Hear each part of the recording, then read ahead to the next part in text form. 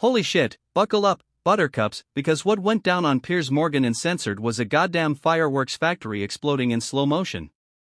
Progressive powerhouse Krystal Ball stormed the MAGA fortress like a one-woman wrecking ball, squaring off against Trump hype man Clay Travis in a no-holds-barred bloodbath over Donnie's second-term circus.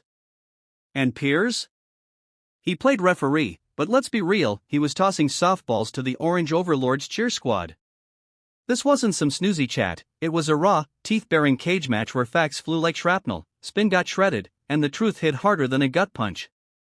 We're peeling back the layers on this chaos, quote by quote, bomb by bomb, to reveal the ugly underbelly of the hype.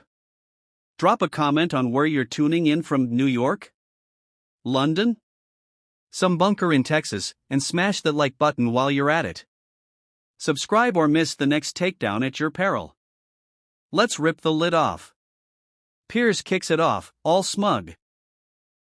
I'm reducing the number of people coming in illegally on the southern border from 10 million in 4 years to I think it was 6,000 last month. You give him credit for that. Krystal doesn't blink.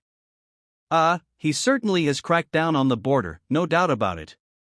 But you know the cruelty of this immigration system. We're learning more and more about the men who were sent to Second with no due process, who were raped and tortured and abused. We're learning more about the conditions in Alligator Alcatraz. I mean, it's a horror show, which is exactly why the American people are revolting against all of his immigration policies across the board, even though that had previously been a strength for him. Boom! Right off the gate, Krystal's dropping napalm on the fairy tale. Sure, border crossings dipped, big whoop. But at what cost? We're talking soul-crushing nightmares, families torn apart like wet paper, innocents shipped to hellholes where rape and beatings are the welcome wagon. This ain't security, it's state-sponsored sadism, and folks are puking it up nationwide. Trump's win is crumbling faster than his spray tan in the rain. Piers pivots, fishing for balance. All right, Clay Travis. One of the problems it seems to me for the Democrats is their unwillingness to give Trump credit when he gets things right. The Trump derangement syndrome, as people call it. It is a real thing, isn't it? Because I think they would get so much better in terms of a relationship with Trump with themselves if they were just able to give him credit where he deserves it. Clay leaps in, grinning like a fox in a henhouse. Well, first, the last time I was on with you, Piers, I think I said that I would dress as a full clown if the stock market in 18 months had not rebounded to where it was on election day. We are, as I speak to you right now, at an all-time high. I think you're right. And by the way, I don't know if anybody else on that show who disagreed with me is willing to put on the clown nose, but maybe they should. I hope they at least didn't sell their stocks despite the fact they were telling everybody else to do it. But yeah, look, Trump ran primarily, Piers, on 3 things. He ran on the economy, he ran on border, he ran on crime. On the economy, we're at record highs in the stock market. Inflation is basically beaten down to about 2.5%. On the border, as you just mentioned, there are no illegals coming in at all.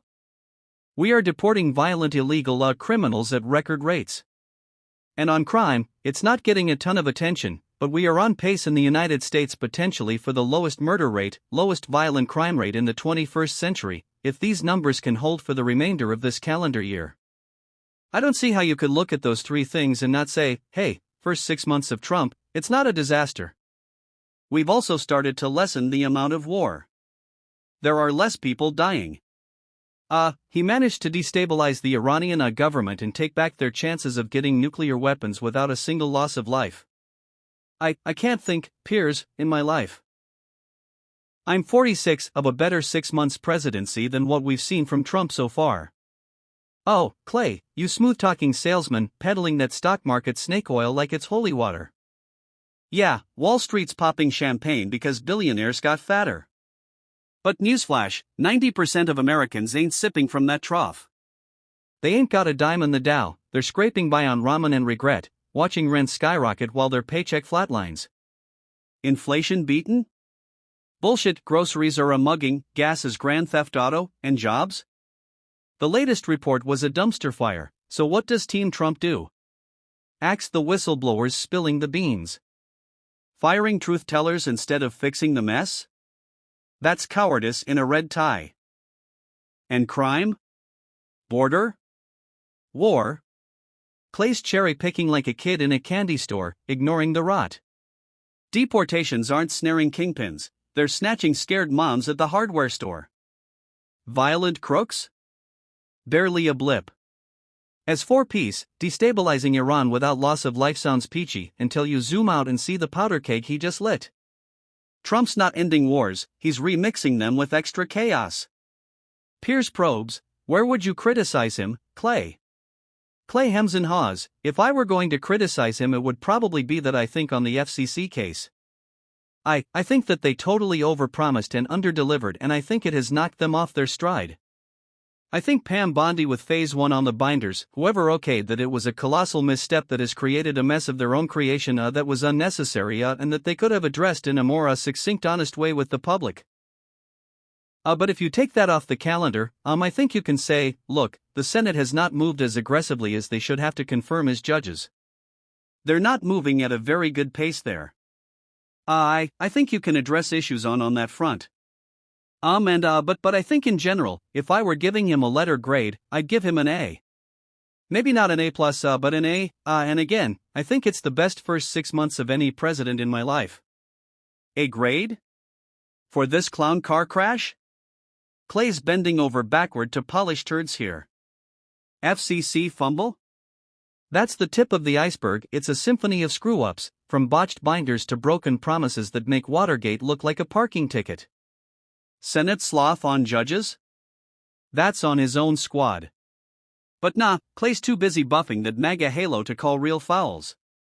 Now, the gut punch turn, well, Krystal, what grade would you give Donald Trump?